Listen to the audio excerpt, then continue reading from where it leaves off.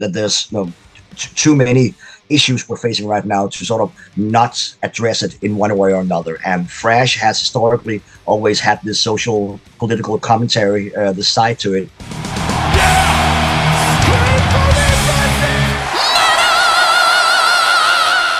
Hey everyone, welcome to the channel. My name is Belgian Jasper. If this is your first time in the channel, hit subscribe right now.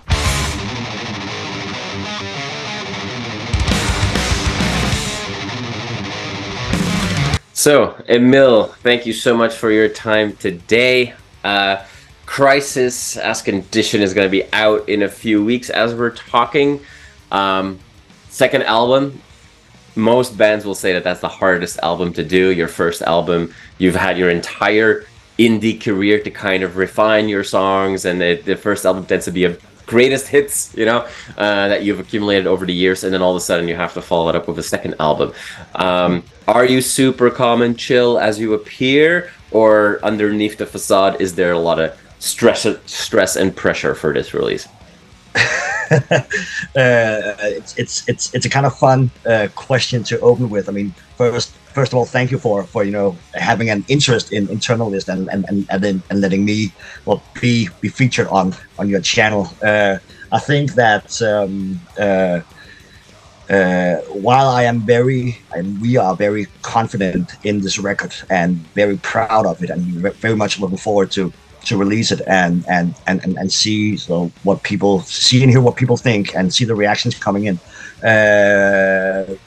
That being said, there is a lot of stress underneath the surface, and there has been for some time actually. It's been quite a stressful period these past few years, and hopefully it doesn't necessarily show too much on the actual record. We're very pleased with the results, but there's always a bit of pressure underneath from your own expectations, but also from your surroundings, right?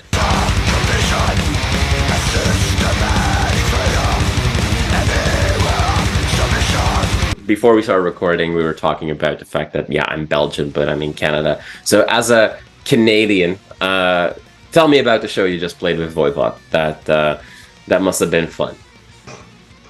Yeah, it was, and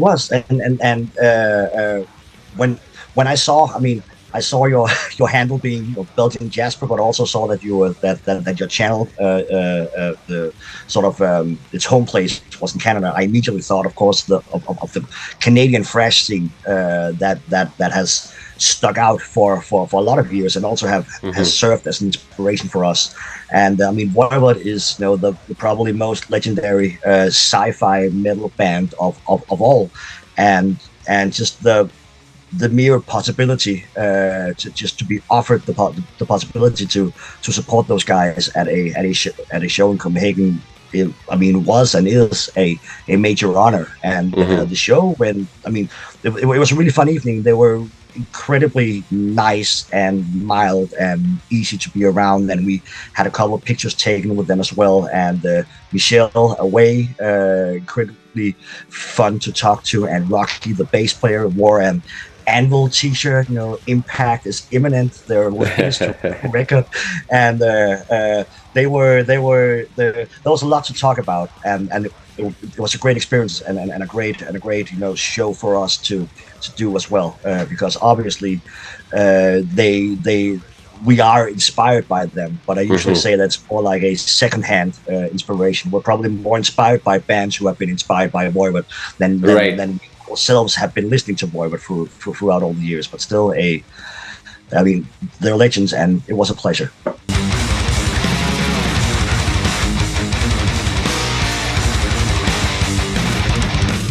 Voivod, quite the legacy, and as you already said, they did things a little bit more unique. They weren't your traditional stereotypical thrash band.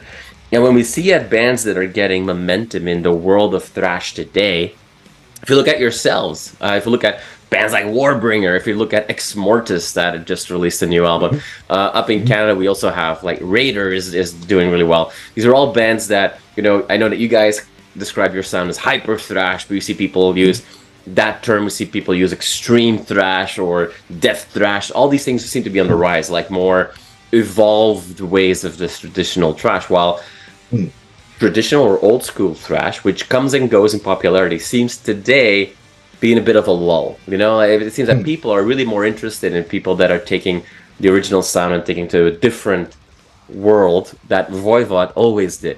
Why do you think that, you know, old school thrash today doesn't seem to be doing too well, but that there's so many fun, new, exciting bands that are experimenting on the thrash sound? I think that's a very good question, and I might come off as being a little bit divisive here, but in my own honest opinion, I mean, in my own honest opinion, I am a big thrash fan, and I've been listening a lot to the classic.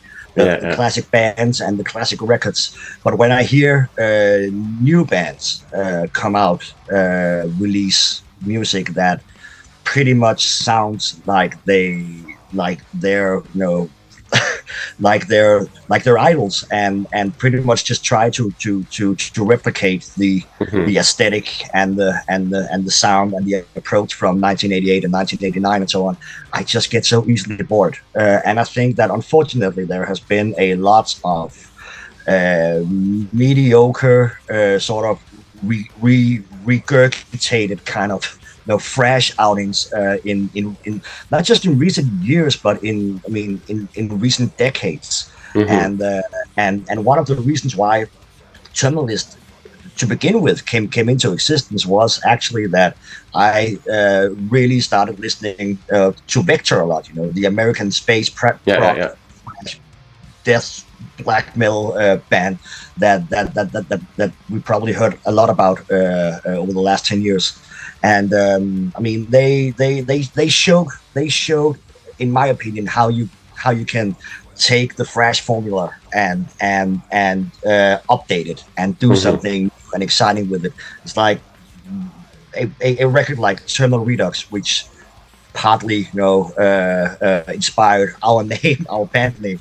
It is a record that could only have been made, after the 90s, after the original thrash wave already had gone down, because there's so many contemporary elements that they bring into this old school kind of style and fashion, and that combination really brings something new and exciting to the table, where I feel like I'm listening to a future classic when I'm listening to that album, and I guess you could say that it already is a classic, and I think that's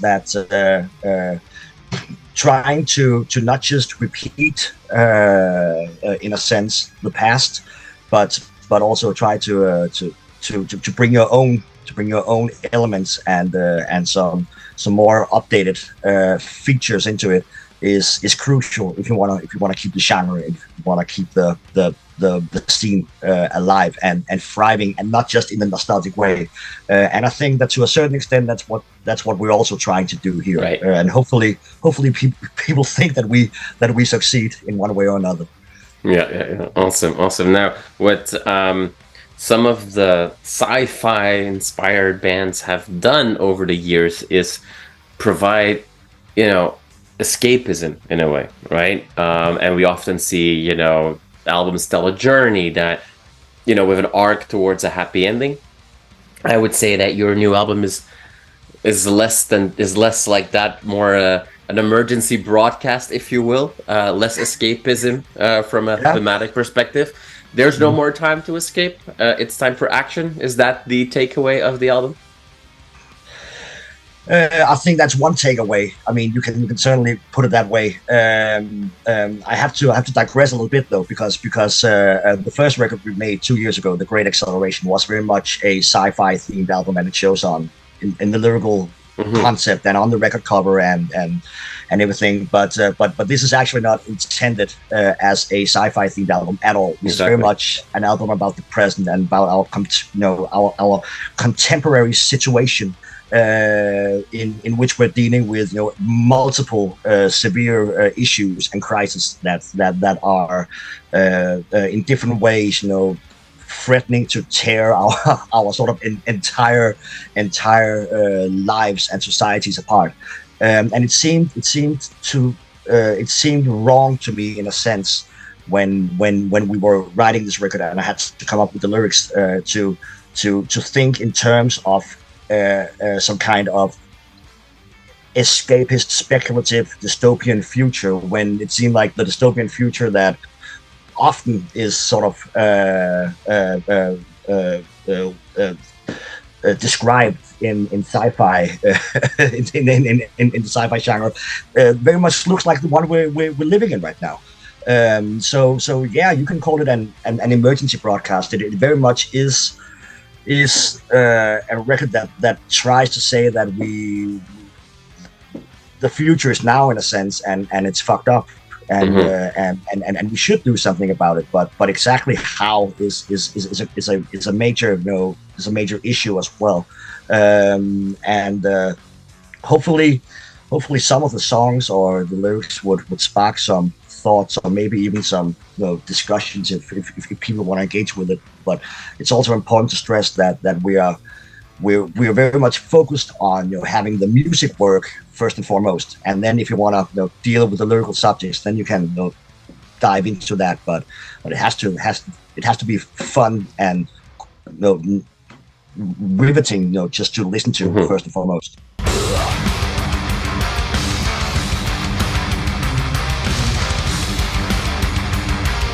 The music can be fun, the experience can be fun, but we're dealing with some very, very, fatalist almost in terminalist topics.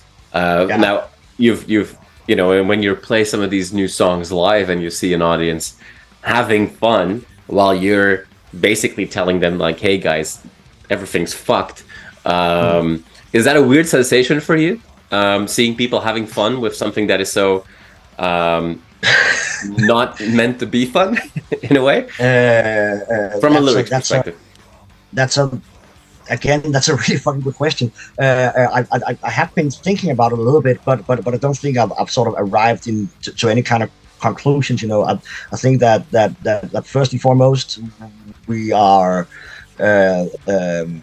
we also want to have fun with this. Right. But I personally think that there's too many issues we're facing right now to sort of not address it in one way or another. And thrash has historically always had this social political commentary, the side to it that in part was derived from the hardcore punk in the 80s and 70s and so on. And it makes sense if you are a modern thrash band to then try to address some of the ills of society right now. But I mean, we're all still trying to, I guess, cope in different ways, and we don't want to take anything away from our audience or our listeners, and they have to. I mean, they're totally free to do with it what they want. I don't think it's my it's my job necessarily to tell them at a show that they should feel bad about themselves for having fun. That would sort of ruin some of the point. But hey, maybe I get mad enough at some point that it turns out like that. I certainly don't hope so, though.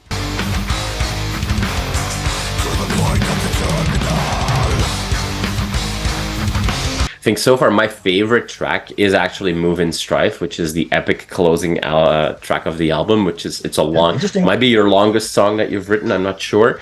We had one on the first album that was slightly longer. Oh, there you go. There you go. Well,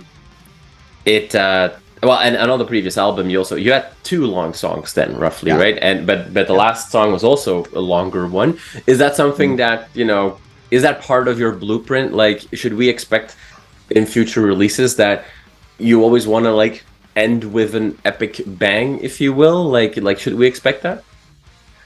I think it's totally fair to have that expectation. Maybe we want to because if people expect that from us, then maybe we can subvert it at some point and make that a point instead. I think that in terms of the long songs, it's like it's a staple of prog, right? Prog rock and progressive metal, and hasn't been as much a staple of thrash. I mean, of course, you have you had Metallica making longer and longer songs with each record before they sort of went another direction with the Black Album. But it's very much also me thinking, trying to say that we're not just a thrash band. I mean, right. There's more than just drinking some beer and creating a mosh pit, if you will. There's more behind it. And I think that the longer songs, first of all, they come to be easy or easier than the shorter ones. I actually find it harder to write short songs than longer ones, because I mean, you really gotta be strict with your compositional ideas and cut off a lot of stuff as well if you want to sort of make it compact and precise into a 4-minute kind of thing. So I think that you can do you can explore more with the longer songs. That's what we try to do on that one as well, where I think it's very obvious that it's not a fresh banger. You know, it's way more. It's way more out there, and I think it's a fitting way to sort of close the album, because it has been, the other songs are very sort of focused and center around a sort of the same kind of elements or harmonic ideas and same kind of vibe, whereas Move and Strive sort of tries to subvert the expectations a bit more and throw in some more variation. And I think that's part of the point as well, that when you're dealing with critical issues and with crisis situations, that you actually never know what to really expect. So I think that we should at least in some way try to interpret that in a musical sense as well when this issue.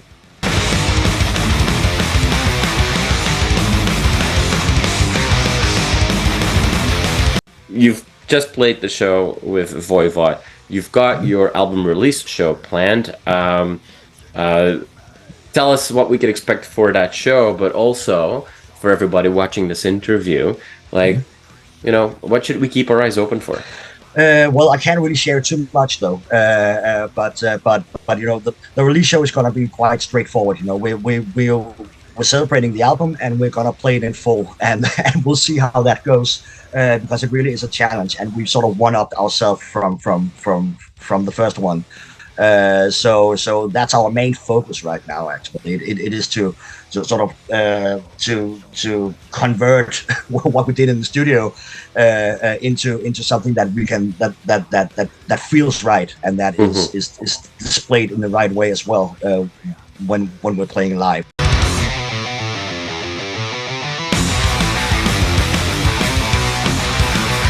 Emil, thank you so much for your time today. I really appreciate it. I think you've got a really cool release coming out, and you know, it's the right release for the right time. You know, just from the lyrical perspective, but also what you guys do with, like, in taking thrash to the next level. I think a lot of people are really excited about that sound. So really cool stuff. I hope to see you guys on a stage soon, and I'll keep my eyes open and fingers crossed to hear more announcements.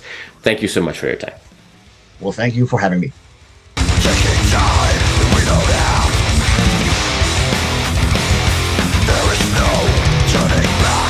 You are awesome for watching this video. Click right here to see more content like it and subscribe to the channel.